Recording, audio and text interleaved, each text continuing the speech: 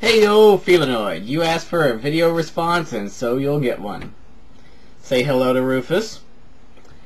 I picked Rufus up at my mom's shop the other day.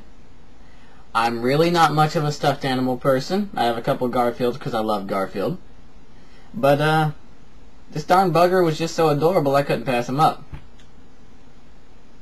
Yeah, one of my less than manly moments, but what can I say?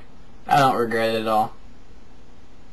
He might come back later, but for right now, he's gonna lay it on the desk and just kind of keep an eye on me. Anyways, plowing into things here. The furry drama video. Alright? Now, I listened to your explanation of the events leading up to things with the Wired magazine and Furry Muck and, you know, the internet basing and everything, and I gotta say, yeah, fairly accurate. It's definitely not all that happened, but it played a good role in things. Now, to tell you exactly what all happened, oh my gosh. I know a little offhand, but I would have to put so much research into this, it's not even funny, really. And, to be honest, it doesn't matter.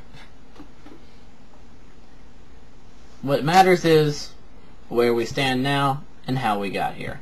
And you say, how we got here? Well, you just said that didn't matter.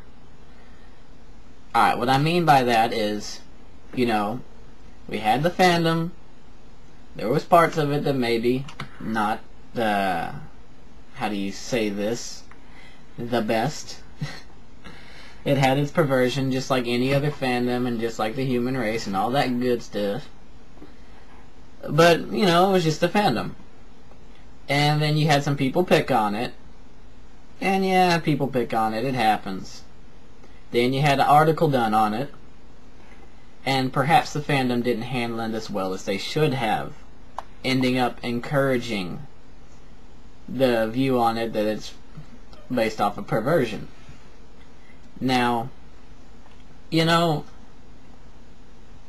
regardless of whether we would have encouraged it or not, I don't see it not happening, but the stigma would have lasted a lot less time.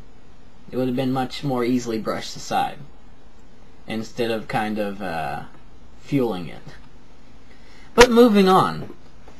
So yeah, I more or less agree with that. Part of the things that happened, a big part of it, but not all. But why? You said earlier, you did a little bit of psychoanalyzing of why furries responded so much. I have a bit of a different take on it. My view on things as furries... Pause. I have to go get my food before it burns.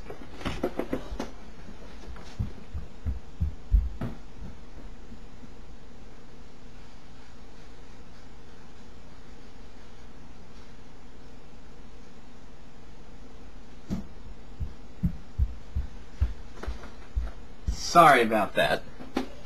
Set it on simmer, it'll be fine now. Anyways, what I was saying, jackass me that I am, reasons why they respond so well. Because they're human. They're part of the human race. Every type of furry response you see, I can go out in everyday life and see that. Now, they have a particular subset of responses that happen greater amount of the time, but there are reasons behind this. But, you know, they're human. So let's go into this. Why do they have this greater response that are more, let's not beat around the bush here, lulz-worthy than normal? Alright, first factor, age. The furry fandom is young. Teenagers and young adults. What do you get with youth? You get energy, you get passion, you get inexperience, and vulnerability, and naivete. These people are more easily taken advantage, but I can't talk, damn it. More easily taken advantage of. These people are more gullible. Well, I guess that's the same thing. Wow, 3 o'clock, go figure. It's AM here, so give me a break. But you know, they don't see things as easily. They haven't learned to develop that thick skin yet. As we get older, we care less and less of other people's opinions. We've seen more of the world. We know people are full of bullcrap. And, you know, it just bothers us less when people say things. We've earned out a lot of the problems with ourselves and get stronger as people. Emotionally, physically, well, sometimes not physically. Emotionally and mentally. So, you know, you've got a young fandom. They haven't developed that thick skin yet. They haven't borne the slings and arrows of everyone's criticism and insults and persecution for whatever reason. I don't care whether you're wearing glasses in high school or what have you. You're vulnerable at that age. When you're young, you just haven't gone through it. You don't have that grip on things yet. And not only that, like I said, they have more passion, they have more energy, so when they do respond, they respond bigger. Yeah. So, I mean, that's the first one. Now, the second one here, they're part of a fandom, a group. You identify with your group. It just seems to happen. So when someone attacks your group, you respond as if they're attacking you. Because you care about your group. It's like if someone attacks a random person on the street, as far as verbally, you probably don't give a rat's petard. If someone verbally attacks your sister on the street, you're probably all up in their face, or at least agitated.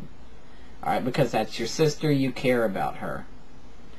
That's why they respond a lot easier just by, you know, commenting about the fandom. They care about it, they're part of the fandom, it's part of their group. You poke it, you poke them, basically. And, you know, all these factors, by the way, the age and the fandom and the other ones I'm going to go into, are cumulative. They add up together. And probably multiplicative, because they feed off of each other a little bit, too. So, I mean, you know,